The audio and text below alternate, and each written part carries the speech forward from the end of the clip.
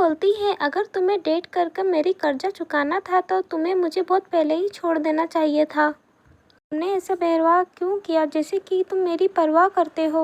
तुमने मुझे कंफ्यूज क्यों किया?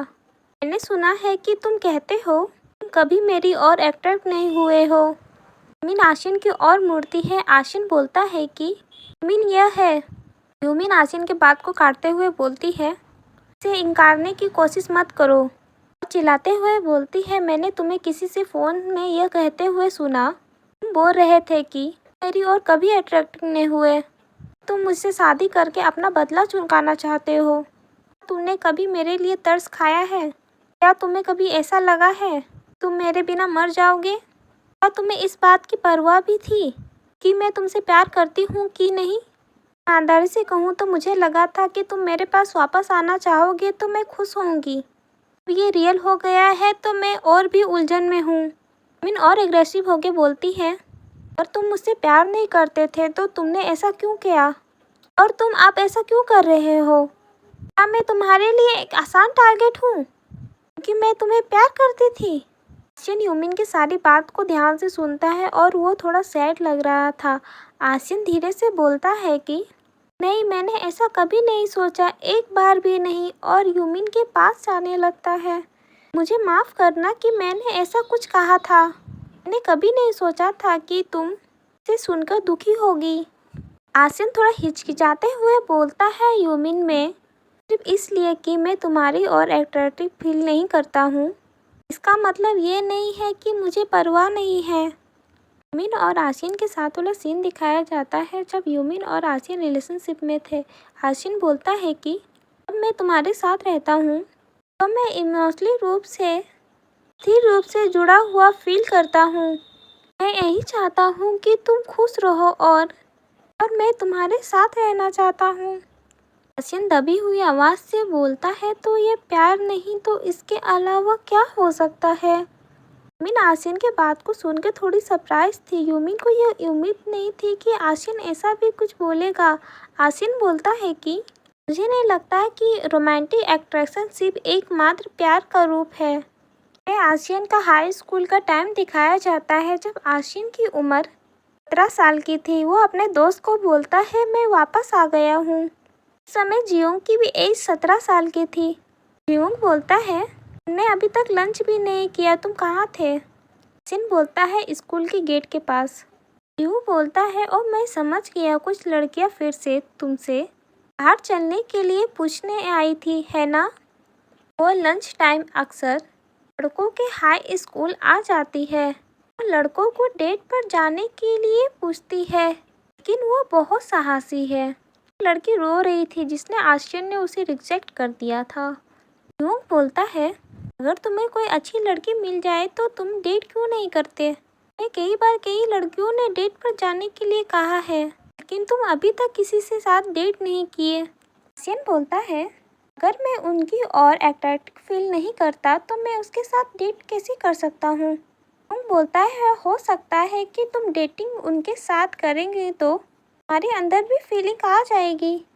आशिन बोलता है, नहीं, मुझे दोस्त बनाने में कोई परेशानी नहीं है, लेकिन मैं पहले कभी किसी की और रोमांटिक रूप से अट्रैक्ट फील नहीं किया। जियोंग बोलता है, बिल्कुल नहीं, तुम समाज विरोधी हो। आशिन बोलता है, मैं दूसरे चीज़ों को महसूस कर सकता हूँ, लेकिन मेरा दिल बस किसी के और अट्रैक्टिव पर्सन के ऊपर कभी नहीं धड़कता है। आशिन थोड़ा सैड होते हुए बोलता है, मुझे समझ नहीं आता कि मैं ऐसा क्यों हूँ। जियोंग अचानक बोलता है, क्या तुम नपुंसक हो? आशिन अपना सर नीचे करते हुए बोलता है, मेरे अंदर सेक्स की इच्छा होती है, मेरी ज़रूरत भी समान है। जियोंग बोलता है, ओ शुक्र है भगवान का। तो फिर ये दो चीज़ों में से एक है, या तो तुम्हारा सोलमेट अभी तक तुम्हें नहीं मिला है, या तुम ऐसे जन्म से ही ऐसे हो। कुछ मैन वुमेन की ओर अट्रैक्ट होते हैं और कुछ जैसे मेरे जैसे लोग जो दोनों की ओर अट्रैक्ट होते हैं। ता ऐसे लोग जरूर होंगे जो किसी की ओर अट्रैक्ट नहीं होगा।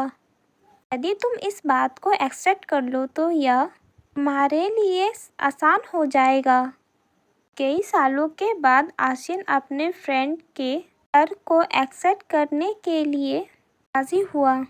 वो छोटा था, उसे अपने एक्टर की कमी अजीब और अनसमान लगती थी। जैसे जैसे वो बड़ा हुआ, उसे धीरे धीरे पता चल गया कि वो थोड़ा अलग था। एक बार आसियन ने खुद से यह स्वीकार कर लिया। उसे यह बेहतर महसूस हुआ। उसने डेटिंग के बारे चिंता करनी बंद कर दी। उसने यह फैसला किया उसकी शादी का समय आएगा तो वो डेटिंग करना शुरू करेगा। कम से कम जब तक वो यूमिन से ना मिला। वो उसकी फादर के स्टूडेंट थी और वो एक काइंड पर्सन भी थी। वो उसकी और अट्रैक्ट थी। आसियन के आसपास उसके जैसे कई लोग थे, इसलिए वो उसके बारे में ज़्यादा नहीं सोचता था। लेकिन फिर यूमिन ने जब उसके फादर को बचा लिया और उसकी फैमिली के देखभाल करने के लिए बहुत मेहनत करने लगी थी, वो थोड़ा आश्चर्य में था। आसियन अपने मन में बोलता है वो किसी और के फैमिली के प्रति इतना समर्पित हो सकती है। क्यों बोलती है, ओ आसियन, यूमिन मेरा भाई यहाँ है। यूमिन आसियन को बोलती है, ओ आसियन यहाँ जल्दी आओ। आसियन यूमिन को देखकर खो ही जाता है क्योंकि यूमिन एक प्यारी से अट्रैक्टिव पर्सन दिख रही थी।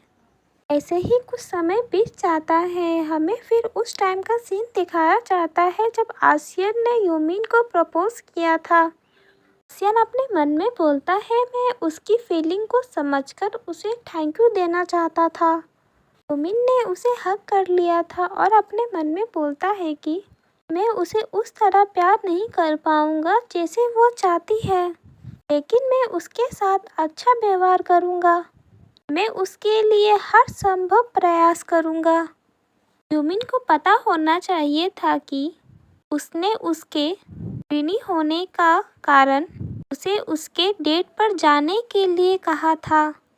लेकिन धीरे धीरे आसियन यूमिन के स्थायी प्यार से प्रभावित हो गया।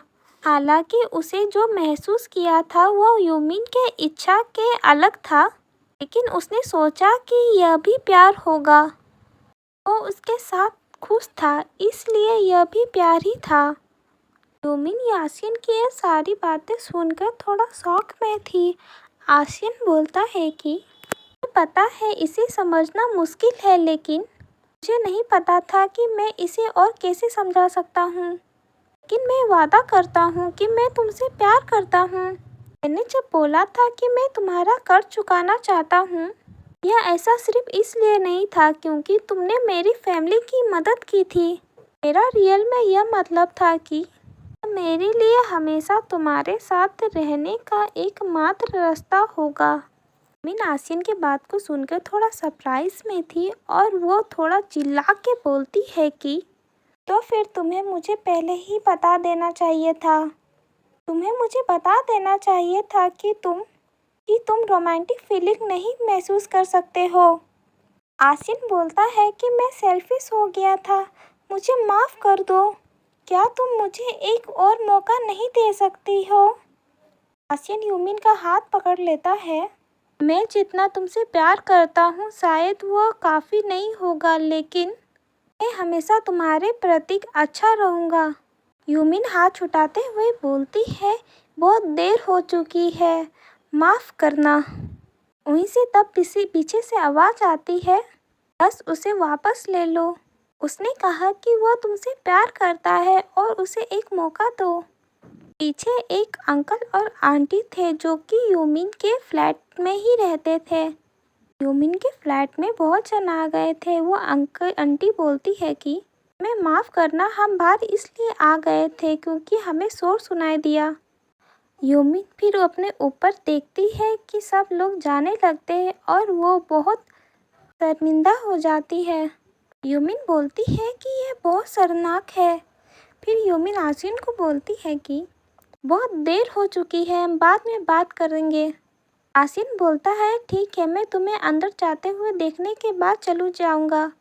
यूमिन बोलती है ठीक है, अच्छे से घर जाना आसियन। यूमिन बोलती ओ मुझे भागना है।